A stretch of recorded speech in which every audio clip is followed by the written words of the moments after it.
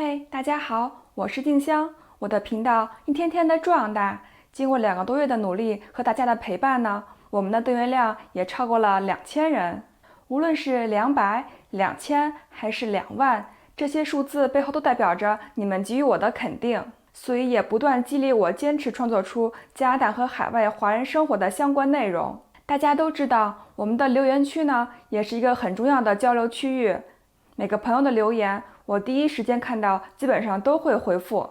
而且我的回复内容中有很多视频中没有提到的或是遗漏的一些信息，也有热心观众会帮我回复问题，或留言指出我视频中的不足。所以我希望大家多多浏览和参与回复我们的留言区域，为一些还在迷茫路上的观众提供一盏希望的灯，把我们的频道体验呢做得更好。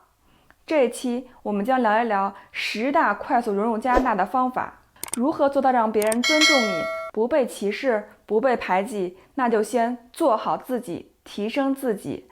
只有我们提高自身的素质，环整体形象才会得到提升。提升个人文明素质。我分4小点来说。第一，不随地吐痰。在加拿大是很少看到有人会随地吐痰的。加拿大人认为随地吐痰是极为失礼的行为，如果想清一清喉咙，应该去厕所或者用纸巾。加拿大的华人中，随地吐痰的现象基本已经绝迹，这也是得益于加拿大良好的自然环境和崇尚健康的人文气息。第二，不乱扔垃圾和烟头。在加拿大商场、超市门口基本都会配有可以扔烟头的垃圾桶，把垃圾和烟头扔在该扔的地方是举手之劳。第三，帮后边的人轰门。这个习惯很多人都是来了北美之后才养成的，与人方便，与己方便。第四，在快餐店吃完饭，记得把餐具收好，把垃圾倒掉，把椅子放回原位，给下一个坐在你这里的客人提供方便。从一些小事的行为习惯上要求自己，提升自己，才能被这个社会所接受。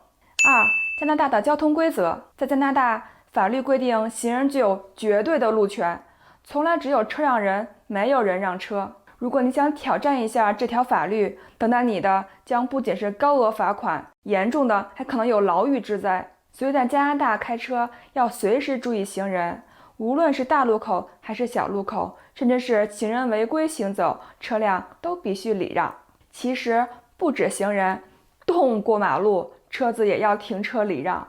去年我出差回国时发现，上海的大的路口也是开始车让人了，这还是让人比较欣喜的。除了摄像头监控，还有交通协管员用小本子来做记录。此外，在加拿大开车的路上，只要听到有救护车、消防车或者警车鸣笛，不管他们是在对面车道还是你开的这条车道，必须马上向右靠，迅速停车，等待鸣笛的车辆过去再行驶。再提醒一点，坐在朋友的车上，无论是副驾驶还是后座，都要主动系好安全带。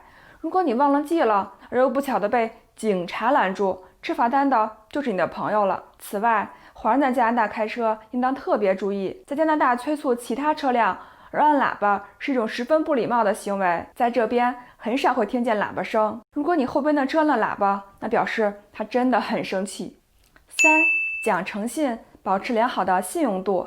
在北美，无论美国还是加拿大，都非常注重一个人的信用度，而且信用度和个人生活密切相关。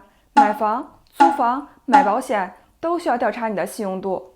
如果你的信用分数很差，很有可能无法贷到你的理想额度，甚至还会拒绝你的贷款申请。甚至去租房的时候，房东都会需要你提供信用记录。所以维持良好的信用度在加拿大真是太重要了。拖欠额度、频率、时长都会影响信用分数。如何维持良好的信用额度呢？消费时可以多用信用卡付款，但是要把使用额度尽量控制在 limit 的50%甚至30%以下。一张卡的信用额度是有限的，所以也可以申请多张信用卡。虽然申请多张信用卡在短期内会降低信用分数，但是又等于提高了你的总额度，可以让你的信用额度使用比例维持在比较低的水准，所以长期看来又是正面因素。还有手头的信用卡偶尔都得用用，长期不用的信用卡是不会被计入信用报告的。四，微笑待人。加拿大地广人稀，所以如果不是在人比较集中的市中心的地方，你走在街上可能走很久才会碰到一个人。有的人呢特别的友好，会给你点头微笑，并说个 Good morning 啊 Hello 啊这些话，但偶尔也有一些比较冷漠的人会对你视而不见。如果对方跟你打了招呼，那么及时回应也会显得我们特别有礼貌，别跟个木头似的不理人家。长期在加拿大居住的人这方面没有什么问题，但是如果国内的亲戚来了，陌生人跟他们打招呼可能会让他们不知所措，受宠若惊，所以就请提前告知他们这个习惯吧，避免他们不知道怎么回复的尴尬。5.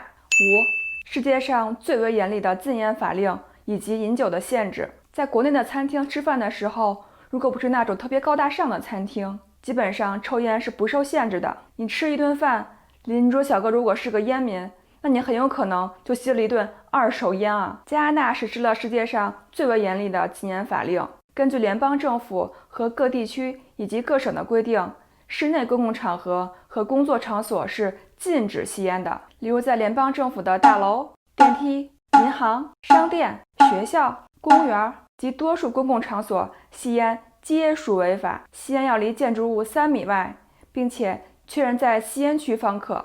若是加拿大的年轻人去买烟，经常会被要求出示身份证件。根据省份不同，艾伯塔、曼尼托巴和魁北克规定18岁以上的人才可以买烟买酒，而加拿大其他省份则要求要19岁以上。在加拿大呢，只有在领有酒牌的地方或者住宅内喝酒，其他地方喝酒都是违法的。大街上是绝对不允许随意喝酒的，在规定的地方以外喝酒属于违法，将会被处以罚款甚至监禁。描述栏里我放了加拿大卫生部的网站，感兴趣的可以去看一下。6. 保持自家环境整洁。在加拿大，如果你住公寓，千万别在阳台上晾衣服，那样会影响整个小区的美观度，很可能会遭到邻居的投诉。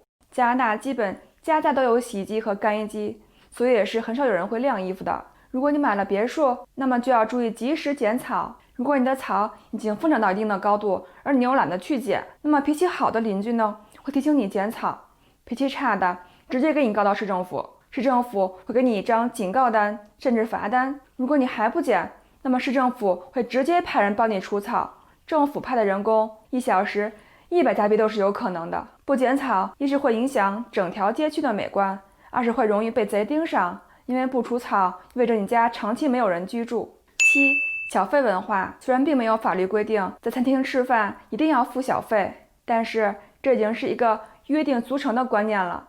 餐厅服务生工资很低，所以很依赖于小费。记得几年前看过一个新闻，美国的一位客人吃完没有给小费，被服务生追出餐厅数百米啊！小费占消费总额度的10%到15%以上即可。西餐厅会更严格，基本上都要求15%以上。有的餐厅还会把小费直接加在账单上，所以结账时要额外注意哦。付小费呢，表示你对服务生的工作的一个肯定和尊重，他服务于你，让你在就餐期间很开心很满足，那么很多客人乐意多付一些的。但也有碰到过一些服务态度并没有那么好的，鉴于小费文化还是要付一些的，这点其实就有点让消费者无奈了。不过那种人的小费也就只有10%了吧。8. 学习英语或法语。英语和法语都是加拿大的官方语言，所以在政府的机构和网站上，你都会看到这2种语言出现。在魁北克省，很少有人说英语，多是说法语。虽然在多伦多、温哥华这类华人数量庞大的城市，中文业务已经涉及到生活的方方面面了。很多加拿大生活20-30年的老移民，依然只会打招呼用的几句英文，无论生意往来、日常生活都在华人圈如鱼得水。